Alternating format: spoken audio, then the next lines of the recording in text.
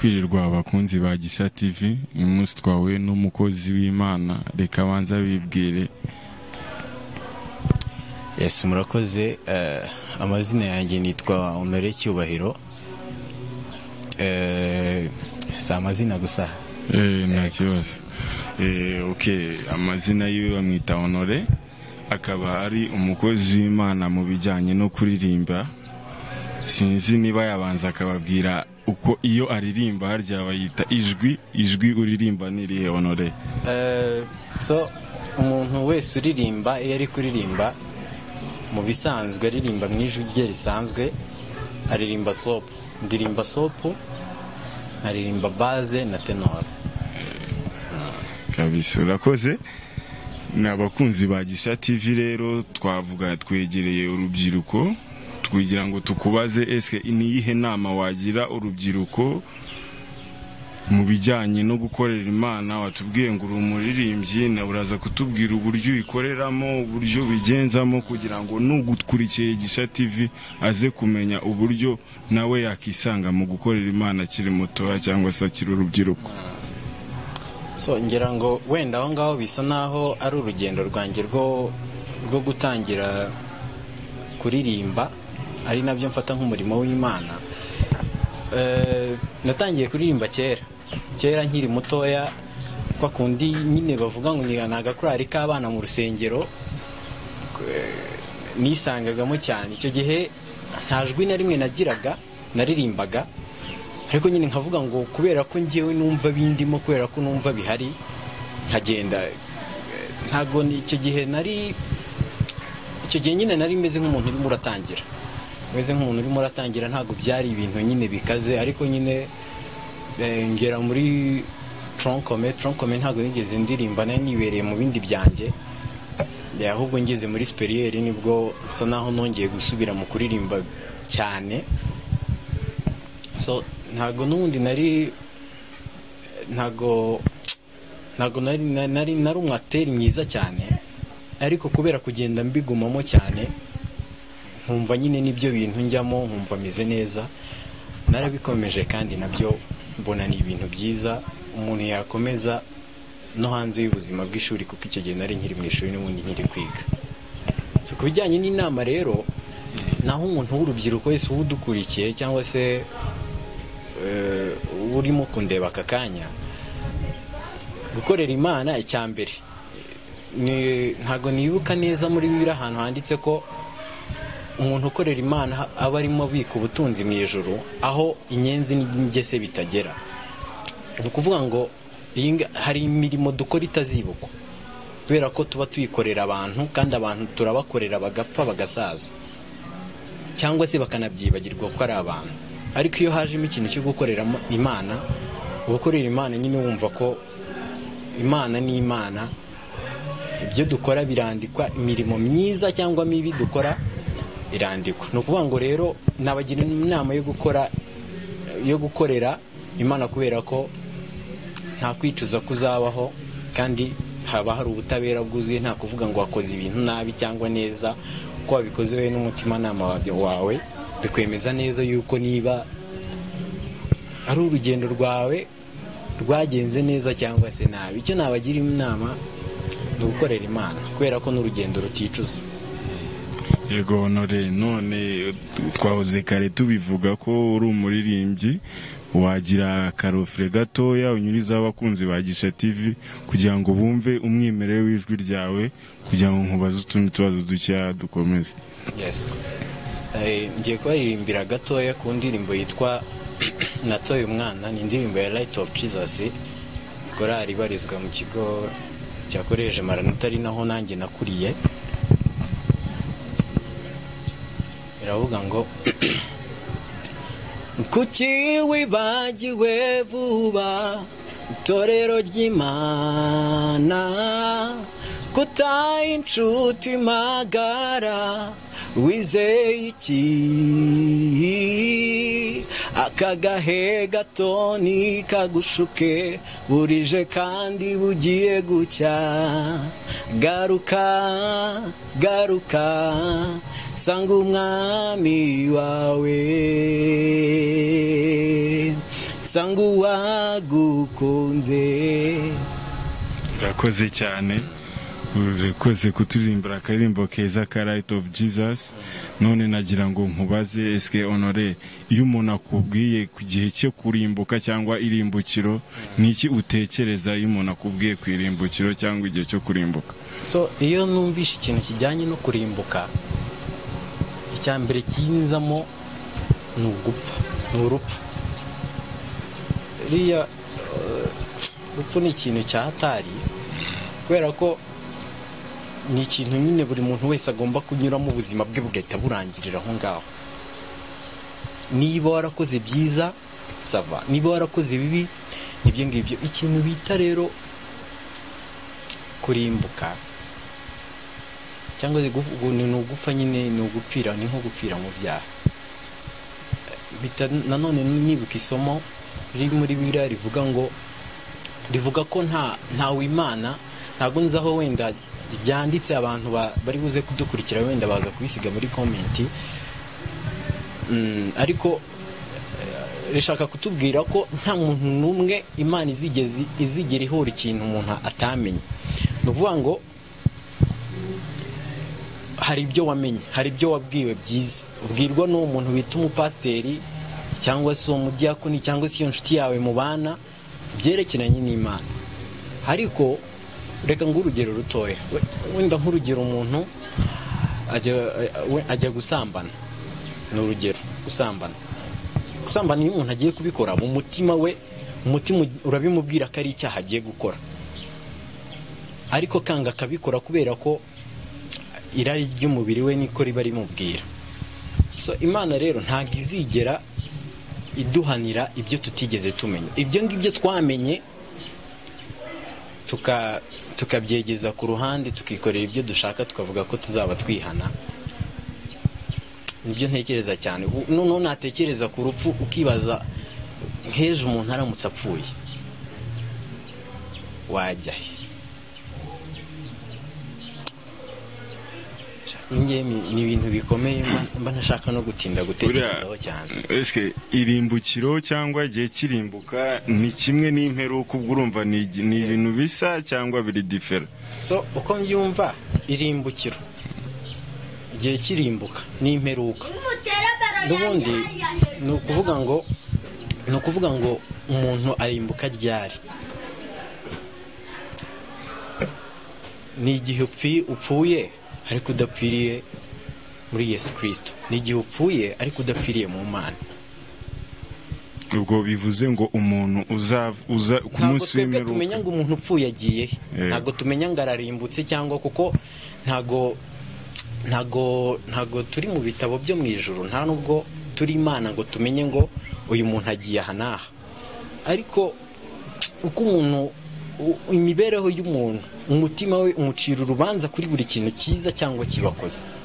Ni ukuvuga ngo ku bijyanye n'irimbukiro n'imperuka, imperuka yo tuzi ko ari igihe kizabaho, no kurimbuka bizabaho, ariko ndumva atari ibintu bimwe, kubera ko irimbukiro ni Imana izarimenya, ikamenya niba wowe wararimbutse cyangwa warayikoreye ugahabwa nyine ibihwanye n'ibyo wakoze.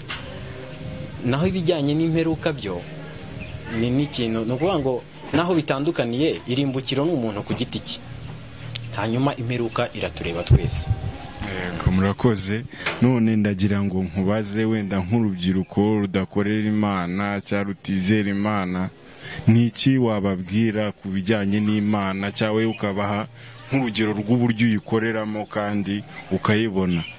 Sinzi uburyo inama wabagira, ariko ubasobanurira Imana iyo ariyo, n'uburyo uyikorera n'uburyo gusubiza. Ni ukuvuga ngo urugero, so ku rubyiruko rutubaha Imana cyangwa se rutanizera Imana, ntekereza ko icya mbere cyo ni ubuyobe. Ni ubuyobe kandi bukomeye. None se utizera Imana wizera iki? Ni ikihe kintu cyo ku isi se kindi gihari wakizera uramutse utizera Imana? Ni ubuyobe no kutamenya. Ariko umuntu wese wageze mu Mana akayimenya, ntago ashobora kuvuga ngo ntago yizeye kubera ko ifite ukuntu kuwayimenye ku muntu wayimenye ifite ukuntu ikorana nawe ukabimenya neza ko ari Imana ikubwiye, ifite ukuntu ikorana nawe ukabyumvamo ukumva ko nyine ari Imana muri kumwe, kandi icyo gihe nta nubwo uba umeze nk'aba bandi, uba utandukanye kubera ko wowe uba ufite Imana yawe, uba utandukanye kubera ko hari icyo ubuzi nyine abandi batamenye. Umuntu ufite iyo myumvire none se ubu umuntu yavuye he?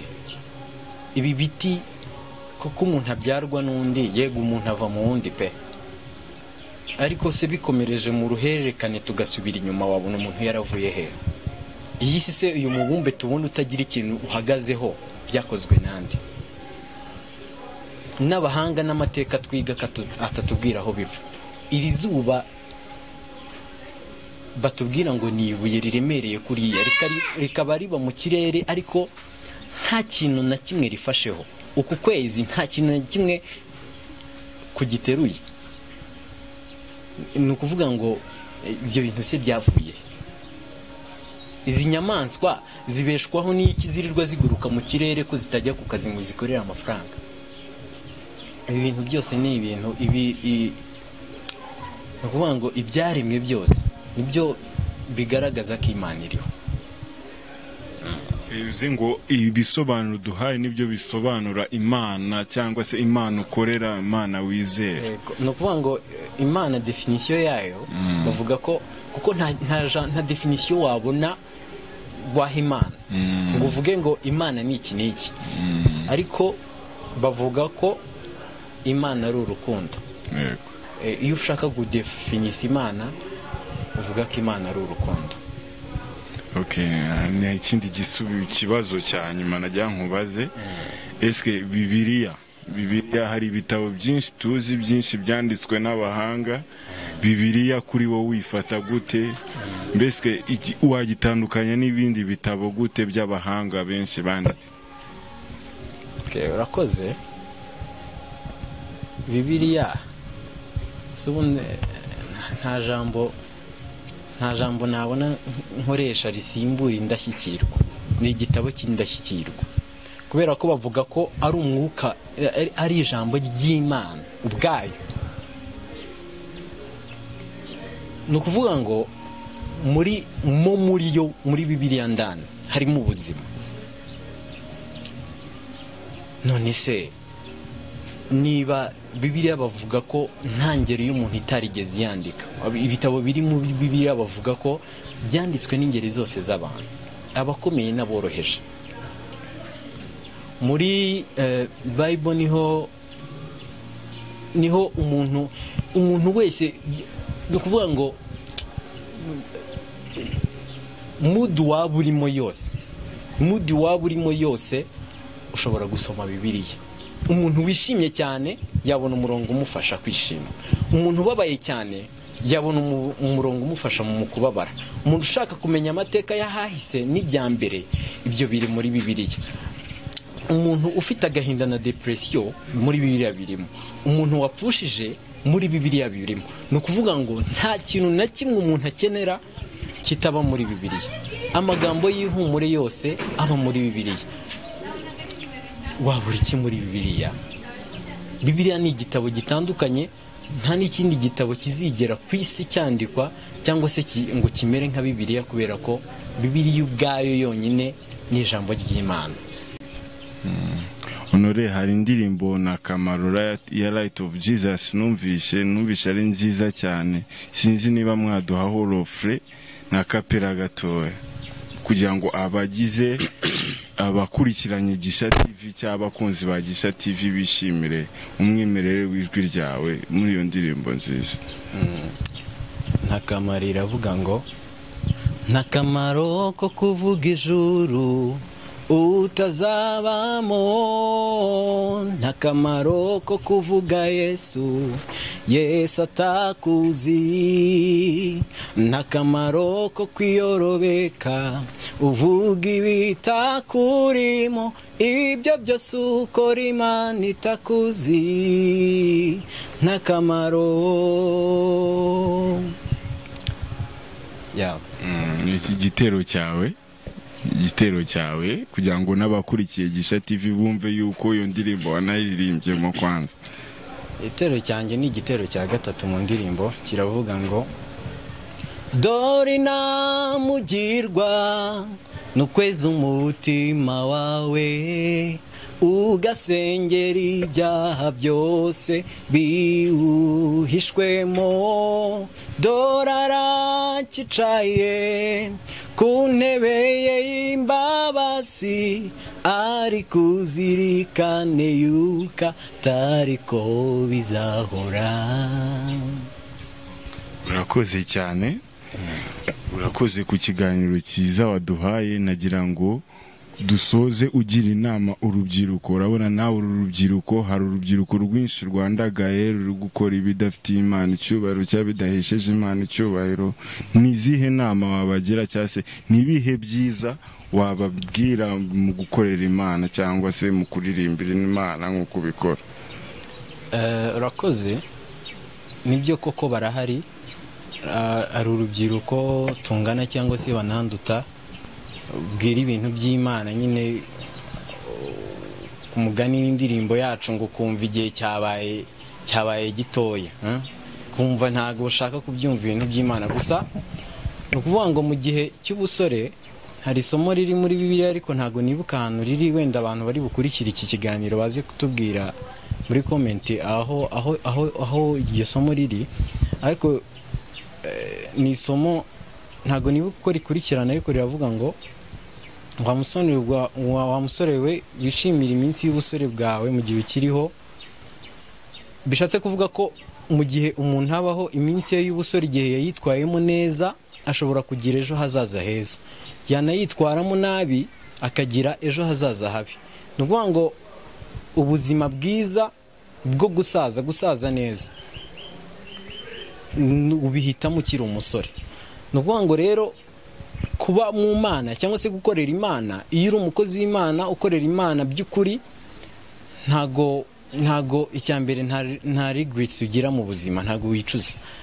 Kandi ikindi ni ubuzima ushobora kubamo wabupasingamo ukazagira hazaza heza mu busaza bwawe, ukirinda za mvugo z'ubu ngubu ngo nta myaka 100 ko mpyisa yimaze kandi ari ku isi nawe utuyeho. You never know, turi gupfa turi batoya, wenda ntitukibagirwe gusenga buri munsi ko tubyutse nuko tugiye kuryama, ariko inama bo nabagira nuko kuko kuba